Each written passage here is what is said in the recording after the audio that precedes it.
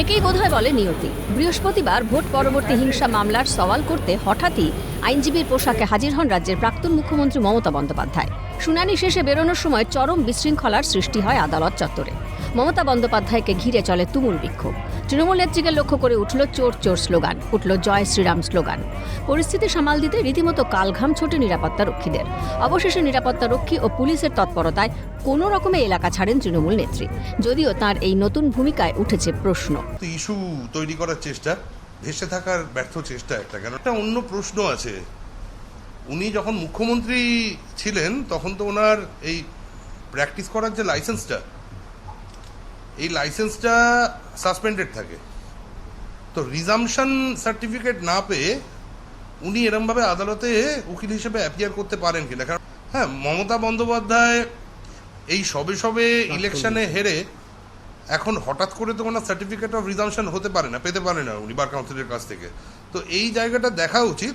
আর এটায় যদি উনি রিজামশন সার্টিফিকেট না নিয়ে আজকে উনি যেটি করতে এসেছিলেন সেই জিনিস করতে আসে, তাহলে বার কাউন্সিলের কাছে আমার মতে আমাদের স্টেপস নেওয়া উচিত আর কি। কেননা ওনার লাইসেন্স পার্মানেন্টলি সাসপেন্ড করা উচিত। মুখ্যমন্ত্রী পদ খুইয়েছেন, তারপরেও হাওয়ায় ভেসে থাকার চেষ্টা। রাজনৈতিক পট পরিবর্তনের পর এক নজিরবিহীন ঘটনার সাক্ষী থাকল কলকাতা হাইকোর্ট।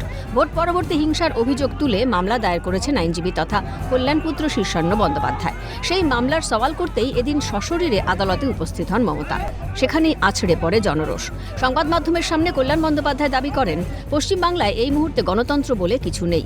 2026-এর বিধানসভা নির্বাচনের ফলাফল প্রকাশের পর ভোট পরবর্তী হিংসা ও প্রাণহানির ঘটনা ঘটেই চলেছে। অতীতের সব রেকর্ডকে ছাপিয়ে গেছে দাবি কল্যাণের। একই সঙ্গে আইনজীবী সূর্যনীল দাসকে কাঠগড়ায় তুলেছেন আইনজীবী কল্যাণ বন্দ্যোপাধ্যায়। অভিযোগ উড়িয়ে পাল্টা দিয়েছেন সূর্যনীলও।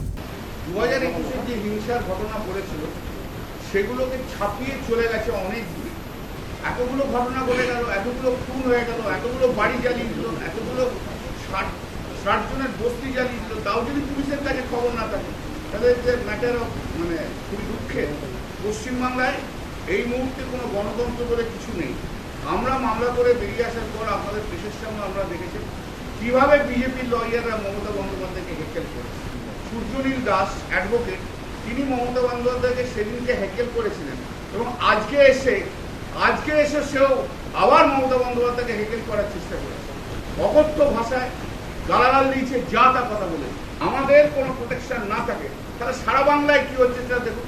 কি হয়েছে সেটা আপনারা দেখেছেন, এটা তো অস্বীকার করতে পারবেন না। তবে কেন এই জনরোষ? ইতিহাস বলছে বামফ্রন্টের ছেড়ে যাওয়া জুতোয় পা গলিয়েছিল তৃণমূল। রাজনীতির কারবারিদের মুখে শোনা যায় ভোট পরবর্তী হিংসার নাকি মূল কাণ্ডারি মমতা বন্দ্যোপাধ্যায়। তিনি ছিলেন ধারক ও বাহক। 2011 সালে ভোট পরবর্তী হিংসার বলি 17 জন। 2013 পঞ্চায়েত নির্বাচনে প্রাণ যায় 20 জনের। সেই ধারা অব্যাহত ছিল 2016 বিধানসভা নির্বাচনেও।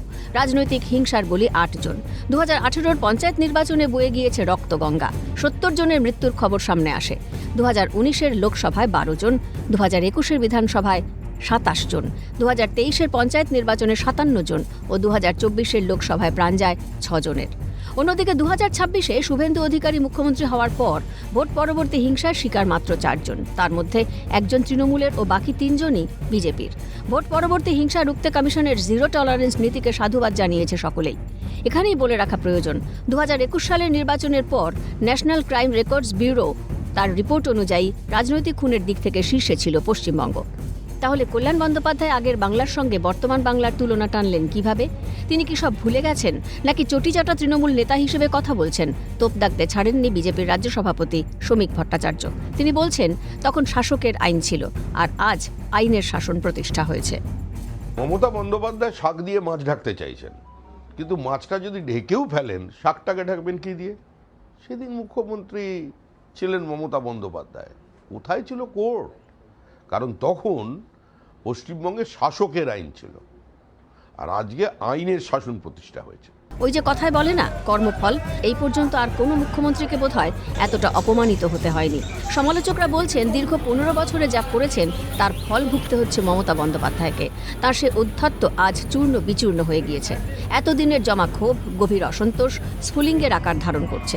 বৃহস্পতিবার যার প্রতিফলন ঘটল হাইকোর্টে। তবে এই লজ্জা শুধু তার নয়, মমতা বন্দ্যোপাধ্যায়ের মতো এক প্রাক্তন মুখ্যমন্ত্রীর জন্য আজ লজ্জায় মুখ ঢাকছে গোটা বাংলা। ক্যামেরায় সমীরণ হাওলাদারের সঙ্গে অভিরূপা হাজরার রিপোর্ট, ক্যালকাটা নিউজ।